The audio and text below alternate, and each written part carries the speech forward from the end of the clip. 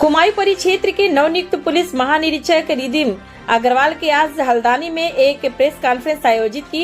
इस दौरान उन्होंने सत्यापन अभियान, साइबर क्राइम और बेसिक पुलिसिंग जैसे महत्वपूर्ण विषयों पर खुलकर चर्चा की। पुलिस महानिरीक्षक रिदिम अग्रवाल ने कहा, अवैध गतिविधियों को रोकने और अपराधियों की पहचान के लिए सत्यापन अभियान को तेज किया गया है। उन्होंने जनता से अपील की है कि वे किराएदारों और बाहरी व्यक्तियों का सत्यापन अवश्य कराएं। पुलिस महानिरीक्षक ने साइबर अपराधों के बढ़ते मामलों पर चिंता जताते हुए कहा कि पुलिस साइबर फ्रॉड, ऑनलाइन ठगी और डिजिटल अपराधों पर कड़ी नजर रख रही है।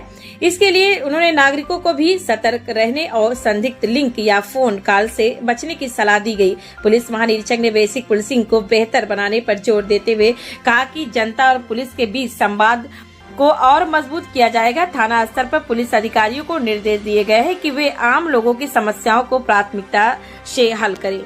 साइबर क्राइम निरंतर बढ़ रहा है और जहां एक और हमें अपने पुलिस कार्मिकों को इसमें प्रशिक्षित करने की ज़रूरत है कि किस प्रकार से हम गोल्डन आवर में ट्रांजैक्शन को रोकें, उसके साथ साथ जनता को भी जागरूक होने की ज़रूरत है।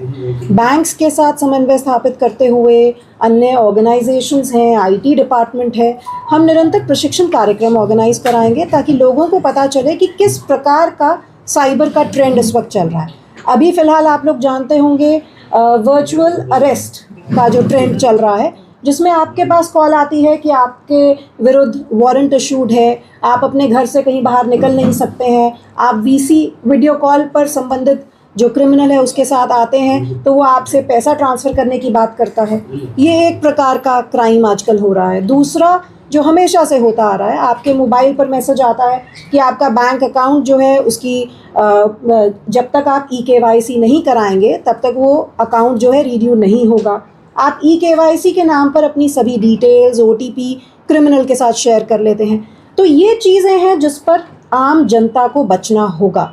मुझे आज भी एक एग्ज़ाम्पल याद है जहाँ पर एक मैनेजर, एक रेप्यूटेड बैंक के, उनको कॉल आती है कि आपके बेटे की एडमिशन हम यहाँ रशिया में कराएंगे, यहाँ पर एडमिशन के बाद उसको एम्प्लॉयमेंट मिलेगी, उसके बाद आप हमें इतना अमाउंट जो है ट्रांसफ़र कर दें। संबंधित जो कंपनी के लोग हैं वो तथाकथित इंडिया आते हैं, एयरपोर्ट पर प्रॉब्लम आती है जिसके कारण वो अमाउंट ट्रांसफ़र कराते हैं। वो मैनेजर जो अपनी लिमिटेड इनकम और सैलरी के बेसिस पे शायद इतना ज़्यादा अमाउंट नहीं दे सकता था, उसने कैसे बहुत लोगों से उधार लिया, वो अमाउंट पे किया अपने बेटे, ये सोचकर कि मेरे बेटे की नौकरी लग जाए, लेकिन बाद में पता चला कि फ्रॉड हो गया।